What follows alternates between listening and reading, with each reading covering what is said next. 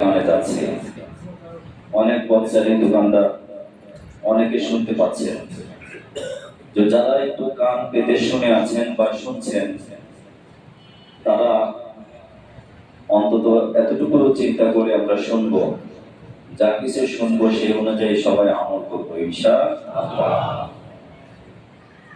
রমজানের এই তৃতীয় জুমায় সাধারণত শেষ দশকের গুরুত্ব সম্পর্কে আলোচনা হয়।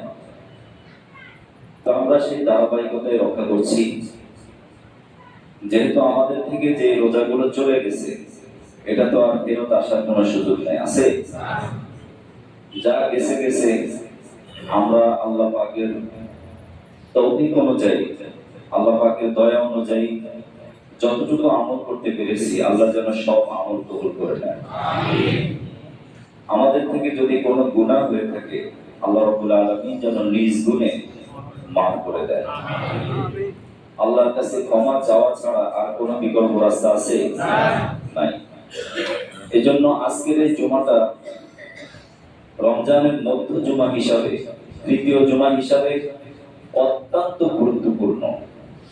আমরা প্রত্যেকেই যা কিছু শুনবো, এটা আমাদের পরিবারের কাছে এই মেসেজটা দিয়ে দেবো ইনশাআল্লাহ। এই গুরুত্বপূর্ণ কারণ কি? যেহেতু বিশ্ব মানবতার মুক্তির দূত রাহমাতুল লিল আলামিন মুহাম্মদুর রাসূলুল্লাহ সাল্লাল্লাহু আলাইহি ওয়াসাল্লাম শেষ দশকে কম গুরুত্ব দিয়েছেন না বেশি গুরুত্ব দিয়েছেন? আম্মাজান হযরত আয়েশা সিদ্দিকা রাদিয়াল্লাহু তাআলা আনহা, তার জীবন সঙ্গী, তিনি স্বামীর এই শেষ দশকের আমল সম্পর্কে অনেকগুলো হাদিস বর্ণনা করেছেন। কারণ একজন স্ত্রী, সে কিন্তু একান্তে বুঝতে পারে, জানতে পারে, দেখতে পারে, অনুভব করতে পারে তার স্বামী কেমন, ঠিক কিনা বলে? তো স্ত্রী হিসাবে তিনি স্বামী বিশ্ব মানবতার মুক্তির দূত রাহমাতুল লিল আলামিনের শেষ দশকের আমল সম্পর্কে বলছেন, কানা রাসূলুল্লাহ সাল্লাল্লাহু আলাইহি ওয়াসাল্লাম ইয়াজতাহিদু মিনাল আশরিল আওয়াখির মিন রমাদান মা লা ইয়াজতাহিদু ফি গায়রিহি। তিনি বলছেন যে আমার প্রিয় নবী বিশ্ব নবী মুহাম্মদুর রাসূলুল্লাহ সাল্লাল্লাহু আলাইহি ওয়াসাল্লাম রমজানের শেষ দশকে ইয়াজতাহিদু, আল ইজতিহাদ মানে হলো খুব বেশি পরিশ্রম করা, বেশি কষ্ট করা, সাধ্য অনুযায়ী অথবা সাধ্যের বাইরেও কষ্টের জন্য চেষ্টা করা। যেমন আমরা অনেকে টাকা উপার্জন করতে গিয়ে আমরা দেখি বিভিন্ন শ্রেণী পেশার মানুষ কত কষ্ট করে, ঠিক কিনা বলে? একজন রিক্সা চালক ভাই, একজন ভ্যান চালক বা একজন দিন মজুর, যিনি সামান্য 100 টাকা, 200 টাকা অথবা 500 টাকা উপার্জনের জন্য কত কষ্ট করে। এই কষ্ট শুধুমাত্র কিছু টাকা উপার্জনের জন্য, পরিবার পরিজন নিয়ে এসে ভালো থাকবে। তো প্রিয় নবী জনাব রাসূলুল্লাহ সাল্লাল্লাহু আলাইহি ওয়াসাল্লাম শেষ দশকে আমল যেন সমৃদ্ধ থাকে, জাহান্নাম থেকে যেন তিনি মুক্তি লাভ করতে পারেন, এবং শেষ দশকের অন্যতম একটি নিয়ামত লাইলাতুল কদর যেন লাভ করতে পারেন। এজন্য তিনি শেষ দশকে খুব বেশি পরিশ্রম করতেন, যা অন্য কোনো দশকে করতেন না। সুবহানাল্লাহ। এই প্রসঙ্গে আরেকটি হাদিস রয়েছে শেষ দশকের গুরুত্ব সম্পর্কে। তিনি বলেন যে নবীজি সাল্লাল্লাহু আলাইহি ওয়াসাল্লাম শেষ দশকে আল আশরিল আওয়াখির সাতটা মি'জারাহু, তিনি তার কোমর শক্ত করে বেঁধে নিতেন। ওয়া আহইয়া লাইলাহু, এবং রাত জাগতেন, রাত জেগে জেগে ইবাদত করতেন। ওয়া আইকাযা আহলাহু, শুধুমাত্র তিনি রাত জাগরণ করতেন না, পরিবার পরিজন মা ফাতিমাতুজ জাহরা রাদিয়াল্লাহু তাআলা আনহা তার পরিবারের সকল সদস্যদেরকে তিনি ডেকে দিতেন, জাগিয়ে দিতেন। তো তিনি এই শেষ দশকে কয়টা কাজ করতেন? মূলত তিনটা কাজ করতেন। এক নম্বর হলো যে ইবাদতে যেন ক্লান্তি না আসে, কষ্ট না হয়, সেজন্য কোমর বেঁধে নিতেন, এক নম্বর। দুই নম্বর, ওয়া আহিয়া লাইলাহু, সাধারণত নবীজি শেষ রাতে জাগরণ করতেন, এটা নবীজির চিরাচরিত অভ্যাস ছিল। কিন্তু রমজানের শেষ দশকে তিনি ম্যাক্সিমাম সারা রাত জেগে জেগে ইবাদত করতেন, সুবহানাল্লাহ। এবং রাতের শেষ অংশে সুবহে সাদিকের আগে সাহরির সময় তিনি মা ফাতিমাকে জাগিয়ে দিতেন, হযরত হাসান হুসাইনকে জাগিয়ে দিতেন, পরিবারের সদস্যদেরকে জাগিয়ে দিতেন যে ওঠো, সল্লু, নামাজ আদায় করো এবং আল্লাহর কাছে কান্নাকাটি করো, ক্ষমা চাও, কারণ এই সময় ক্ষমা পাওয়ার একমাত্র উপযুক্ত সময়। আর ক্ষমা দেওয়ার জন্য আল্লাহ তাআলা হাত ছানি দিয়ে ডাকছে, সুবহানাল্লাহ। যেমন আল্লাহ তাআলা ক্ষমা দেওয়ার জন্য প্রস্তুত, ঠিক এমনি ভাবে আমরাও যদি ক্ষমা চাওয়ার জন্য প্রস্তুতি নেই, দুটা যদি সংযোগ হয়ে যায়, তখন আমার আপনার জীবনের গুনাহ মাফ করে দিবেন তিনি কে? আল্লাহ তাআলা।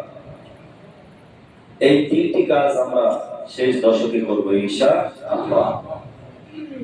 শেষ দশকের আরেকটি অন্যতম আমল হলো ইতিকাফ করা।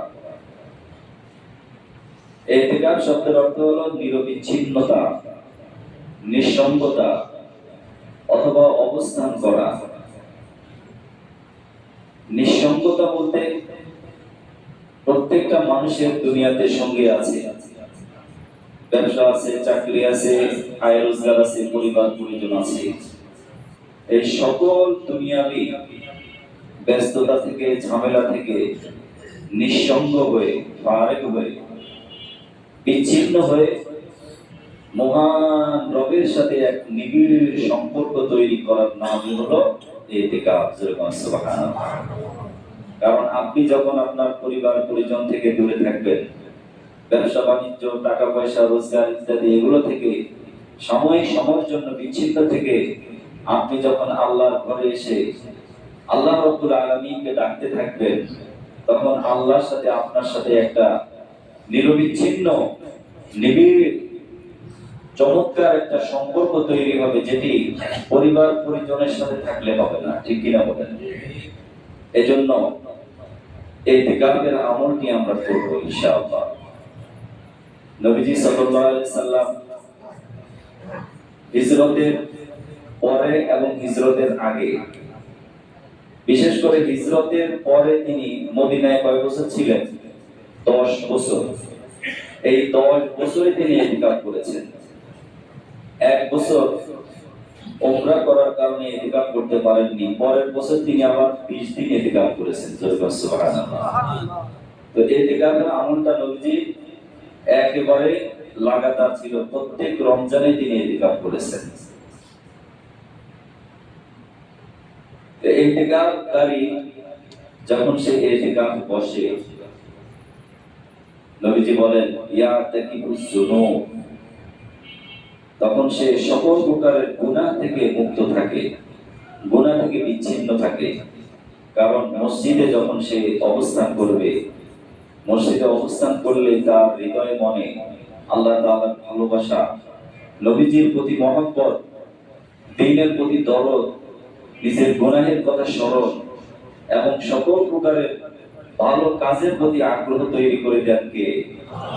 কারণ আমি এখন পরিবেশে আসছি, মসজিদ হলো ইবাদতের পরিবেশ। যখন সে পরিবার পরিজন থেকে বিচ্ছিন্ন হয়ে মসজিদের পরিবেশে আসলেন, তিনি আসা মাত্রই তার সাথে আল্লাহর সাথে একটা সম্পর্ক গভীর থেকে গভীর হতে থাকে, সুবহানাল্লাহ। এজন্য সাহাবা ইসমাইলরা শেষ দশকে তারা ইতিকাফের জন্য প্রতিযোগিতা শুরু করে দিলেন। নবীজি ইতিকাফের অনেক উপকারিতার কথা বলেছেন, তার ভিতরে একটা হাদিস শোনাই।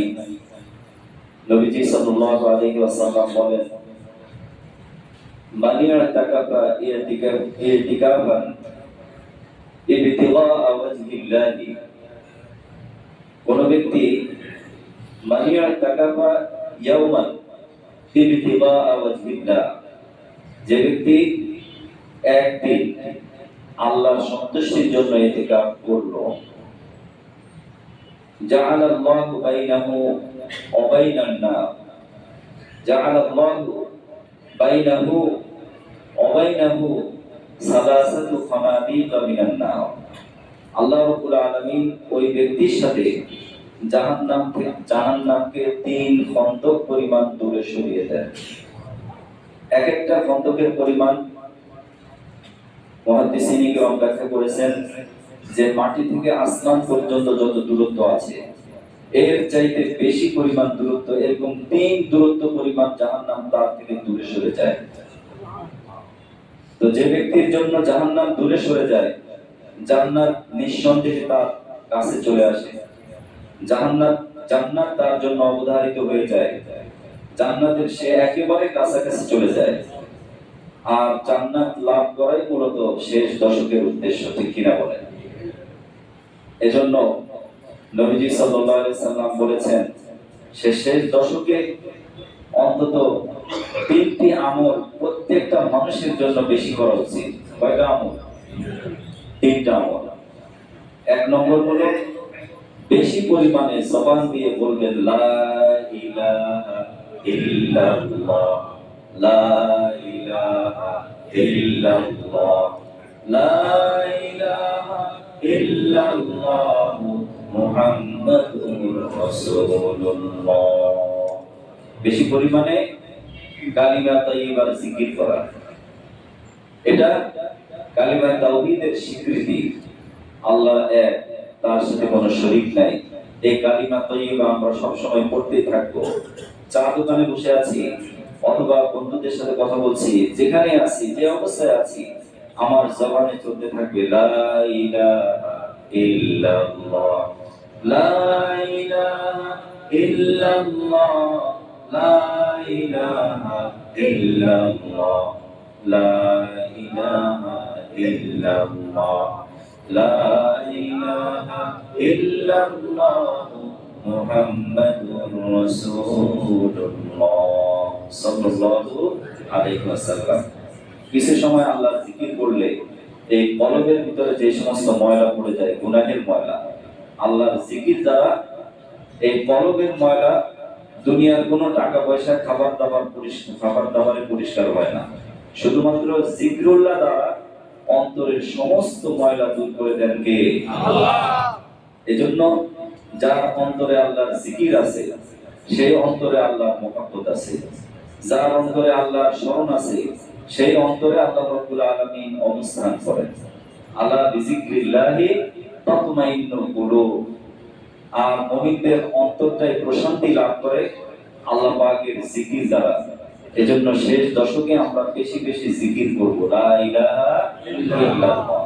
নিজেরাও করব, আমাদের পরিবার পরিজন, ছেলে মেয়ে, স্ত্রী, সন্তান, তাদেরকেও বলবো। শেষ দশক এসে গেছে, মসজিদ থেকে বলা হয়েছে, আল্লাহর নবী বলেছেন বেশি বেশি জিকির করতে। সবাই জিকির করো, লা ইলাহা ইল্লাল্লাহ। বাচ্চাদেরকে জিকির শিখাবে, তারা কিছু হলে দেখবেন শুধু জিকির করবে। ঘরের মধ্যে জিকিরের আমলটা চালু করে দেন, আল্লাহ রহমত সেই ঘরে অবারিতভাবে নাযিল হতে থাকবে। 2 নম্বর হলো আল্লাহ রাব্বুল আলামিনের কাছে বেশি বেশি জান্নাত কামনা করা। যে জান্নাত আল্লাহ রাব্বুল আলামিন মুমিনদের জন্য তৈরি করেছেন, রোজাদারদের জন্য যে জান্নাত সাজাচ্ছে, রোজাদারদের জন্য যে জান্নাত প্রস্তুত করা হচ্ছে, শেষ দশকে বেশি বেশি আল্লাহ জান্নাত চাইবেন। আল্লাহুম্মা ইন্না নাসআলুকাল জান্নাহ, বলেন আল্লাহুম্মা ইন্না নাসআলুকাল জান্নাহ। হে আল্লাহ, আপনি আমাকে জান্নাত দান করেন বলে আমিন। আল্লাহুম্মা ইন্না নাসআলুকাল জান্নাহ, হে আল্লাহ আপনি আমাকে জান্নাত দেন। ওয়া নাউযু বিকা মিনান নার, আপনি আমাকে জাহান্নাম থেকে মুক্তি দিয়ে দেন, জোরে বলা আমিন। এই তিনটা আমল, এক তো বেশি বেশি কি করব, জিকির করব। দুই নম্বর আল্লাহর কাছে জান্নাত চাইবো। তিন নম্বর কি, জাহান্নাম থেকে মুক্তি চাইবো। ঠিক আছে তো ইনশাআল্লাহ। এই শেষ দশকে এই কাজগুলো আমরা করব। শেষ দশকের আরেকটি অন্যতম আমল হলো লাইলাতুল কদর তালাশ করা। লাইলাতুল কদর সম্পর্কে আমরা সবাই জানি যে কদর শব্দের অনেকগুলো অর্থ রয়েছে। কদর মানে সম্মান, কদর মানে ভাগ্য একটি অর্থে, কদর মানে আন্দাজ করা, পরিমাপ করা। বনি ইসরায়েলের অনেক হায়াত ছিল। আমাদের আগের যত উম্মত দুনিয়াতে আসছিলেন তাদের হায়াত অনেক ছিল, 100 বছর 150 বছর তারা হায়াত পেতেন। এই দীর্ঘ হায়াতে তারা দীর্ঘ সময় ইবাদতের সুযোগ পেতেন। কিন্তু আমাদের হায়াত কি কম, 50 থেকে 60 বছর গড় আয়ু, 60 থেকে 70 বছর। এরপরে নানা রোগ ব্যাধি আমাদেরকে পেয়ে বসে। এই যে অল্প সময়ে সাহাবা আজমাইন জিজ্ঞেস করেছেন, ইয়া রাসূলুল্লাহ, তারা তো দীর্ঘ হায়াত পেয়েছে বা পেয়েছিল, তারা অনেক ইবাদত করেছে, আমরা তো অল্প হায়াত পেয়েছি, আমরা তাদের সমান কিভাবে হতে পারি? আল্লাহ নবীকে আল্লাহ রাব্বুল আলামিন সান্ত্বনা দিচ্ছেন, আপনার উম্মতদেরকে আমি এমন একটা রজনী দিলাম, এমন একটা রাত দিয়ে দেব, যে রাতে যদি ইবাদত করে 83 বছর 4 মাস ইবাদত করলে যে সওয়াব ওরা পেয়েছে, এক রাত ইবাদত করলে সেই পরিমাণ সওয়াব আপনার উম্মতকে আমি দিয়ে দেব। এটা কার কথা? আল্লাহ তাআলার কথা। আল্লাহ রাব্বুল আলামিন বলেন, ইন্না আনজালনাহু ফি লাইলাতিল কদর ওয়া মা আদরাকা মা লাইলাতুল কদর লাইলাতুল কদরি খায়রুম মিন আলফি শাহর তানাজ্জালুল মালাইকাতু ওয়ার রূহু ফিহা বিইذনি রাব্বিহিম মিন কুল্লি আমরিন সালাম হিয়া হাত্তা মাতলাইল ফাজর। আল্লাহু আকবার। আল্লাহ রাব্বুল আলামিন লাইলাতুল কদরকে 9টি অক্ষর দিয়ে লাইলাতুল কদর তিনি লিখেছেন। 9টি অক্ষর পাওয়া যায়। এই 9টি অক্ষরকে বিশ্লেষণ করে অনেক মুফাসসিরিন কেরাম বলেছেন, শেষ দশকের বেজর রাতগুলো, বিশেষ করে 21, 23, 25 আর কত 27, 29, এই বেজর রাতগুলোতে কোন ব্যক্তি যদি ইবাদত বন্দেগী বেশি বেশি পরিমাণে করে, সবে কদর আল্লাহ রাব্বুল আলামিন তার জন্য নসিব করে দেয়। যে কদরকে আল্লাহ রাব্বুল আলামিন এত মর্যাদা দিয়েছেন, তার কারণ হলো ওই রজনীতে আমাদের জন্য, বিশ্ববাসীর জন্য হেদায়েতের প্রথম উৎস, তার নাম কি? আল কোরআন। আল কোরআনের নাজিলের সূচনা করেছেন লাইলাতুল কদর। সুবহানাল্লাহ। নবী যদি পড়ে যায় তো কোরআন নাজিল হয়েছে কদরের রজনীতে, এই জন্য এই রাতকে স্মরণীয়, করণীয় এবং এই রাতকে সম্মানিত করেছেন তিনি কে? কোন ব্যক্তি যদি কোরআন নাজিলের রজনীতে শুধুমাত্র একবার আল্লাহু আকবার বলে, 83 বছর 4 মাস, অর্থাৎ আলফি শাহর, 1000 মাসের হিসাব করলে পাওয়া যায় 83 বছর 4 মাস আল্লাহু আকবার বললে যে সওয়াব পাওয়া যায়, ওই বান্দার আমলনামায় সেই সওয়াব দান করে দেন কে? এজন্য শেষ দশকে লাইলাতুল কদর তালাশ করব। আর লাইলাতুল কদর তার জন্য নসিব হওয়া সহজ হবে, তার জন্য পাওয়া সহজ হবে যে দুনিয়ার সমস্ত ব্যস্ততা থেকে মুক্ত হয়ে আল্লাহর ঘরে অবস্থান করবে। কারণ ইতিকাফকারী ব্যক্তি, যে ব্যক্তি মসজিদে বসে থাকবে, নেক আমল করো অথবা না করো, মসজিদে থাকার কারণে তার আমলনামায় সব সময় নেকি লিখে দেন কে? আল্লাহ রহমতের ফেরেশতারা, মসজিদে অবস্থানকারী যারা, বিশেষ করে আমরা যারা বসে আছি নামাজের জন্য অপেক্ষা করছি, নামাজ পড়ে আবার যার মতো গন্তব্যে চলে যাব, এই নামাজে অপেক্ষারত সকল মুসল্লিদের জন্য, আমাদের জন্য আল্লাহর রহমতের ফেরেশতারা রহমতের দোয়া করছে। হাদিস শরীফে নবীজি বলেন, কোন ব্যক্তি ওযু করে যখন মসজিদের দিকে রওনা হয়ে যায় এবং তার ভিতরে আল্লাহর ভালোবাসা থাকে, ঈমানের ভিতরে অচল অটল থাকে, ওই ব্যক্তি যতক্ষণ নামাজে না দাঁড়াবে, নামাজে দাঁড়ানোর পূর্ব মুহূর্ত পর্যন্ত তার জন্য আল্লাহর রহমতের ফেরেশতারা দোয়া করতেই থাকে। আর ফেরেশতাদের দোয়া আল্লাহ রাব্বুল আলামিন কখনো বিফলে দিবেন না, তাদের দোয়া মঞ্জুর করবেন, ঠিক কিনা বলেন? এজন্য মুহতারাম হাজিরিন, শেষ দশকে আমরা লাইলাতুল কদর তালাশ করব ইনশাআল্লাহ। আর লাইলাতুল কদর তালাশ করতে হলে নিঃসন্দেহে আমাদেরকে কয়েকটি কাজ করতে হবে। এক নম্বর কাজ হলো অন্তত 5 ওয়াক্ত সালাত জামাতের সাথে পড়তে হবে ইনশাআল্লাহ। সবাই রাজি আছি ইনশাআল্লাহ? 5 ওয়াক্ত সালাত জামাতের সাথে পড়ব। বিশেষ করে ফজর এবং ইশার নামাজ, এই দুই নামাজ যে ব্যক্তি নামাজ জামাতের সাথে পড়বে, নবীজি বলেন যে ব্যক্তি ফজরের নামাজ জামাতের সাথে পড়লো, সে যেন 24 ঘন্টার মধ্যে, 24 ঘন্টার অর্থে কত? 12 ঘন্টা পর্যন্ত সে আমলের মধ্যে থাকলো। যে ব্যক্তি ইশার নামাজ পড়লো আর 12 ঘন্টায় যেন সে আমলের মধ্যে থাকলো, অন্তত ফজর এবং ইশা যেন কোনোভাবেই জামাত ছুটে না যায়। ঠিক আছে তো ইনশাআল্লাহ? আমরা নিজেরাও, আমাদের পরিবার পরিজন ফজর ইশা শুধু নয়, একেবারে 5 ওয়াক্ত নামাজ জামাতের সাথে পড়বো ইনশাআল্লাহ।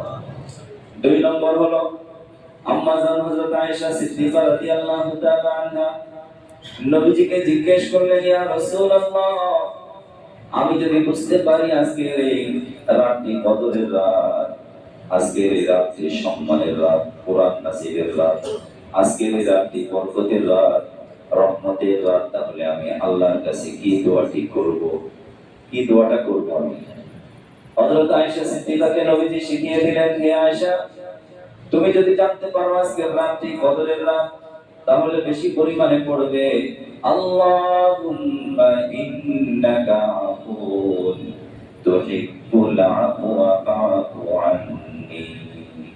আল্লাহুম্মা ইন্নাকা আফুন তুহিব্বুল আফওয়া ফা'ফু আন্নী। আল্লাহুম্মা ইন্নাকা আফুন তুহিব্বুল আফওয়া ফা'ফু আন্নী। হে আল্লাহ, নিশ্চয়ই আপনি ক্ষমাশীল। আল্লাহু আকবার। ইন্নাকা আফুন, নিশ্চয়ই আপনি ক্ষমাকারী। তুহিব্বুল আফওয়া, বান্দা গুনাহ করবে আপনার কাছে ক্ষমা চাইবে, আপনি ক্ষমা চাওয়াটাকে বেশি পছন্দ করেন। আল্লাহু আকবার। আল্লাহ রাব্বুল আলামিন যেহেতু ক্ষমা চাওয়াকে পছন্দ করেন, যে বান্দা আল্লাহর কাছে সারেন্ডার করে, আত্মসমর্পণ করে, চোখের পানি ছেড়ে দিয়ে নিজেকে ছোট মনে করে, গুনার কথা স্মরণ করে, ভবিষ্যতে না করার সংকল্প করে আল্লাহর কাছে ক্ষমা চাইলে আল্লাহ সেটাই পছন্দ করে। এজন্য আমরা আল্লাহকে বলি, আল্লাহ রে, আপনি যেহেতু মাফ করাকে পছন্দ করেন, অতএব আমি গুনাহগারকেও আপনি মাফ করে দেন। আমিন। আল্লাহ যেন আমাদের সবাইকে মাফ করে দেন, বলে আমিন। এজন্য আল্লাহর কাছে মাফ চাওয়ার এই বিশেষ সময় হলো শেষ দশক। শেষ দশকে আমরা বেশি পরিমাণে সাদকা করব। নবীজি সাল্লাল্লাহু আলাইহি সাল্লাম পুরো রমজান মাসে সাদকা করতেন। বিশেষ করে সাদকাতুল ফিতর রমজানের মধ্যে আমরা অনেকে আদায় করি, যাকাতও অনেকে রমজানের ভিতরে আদায় করি।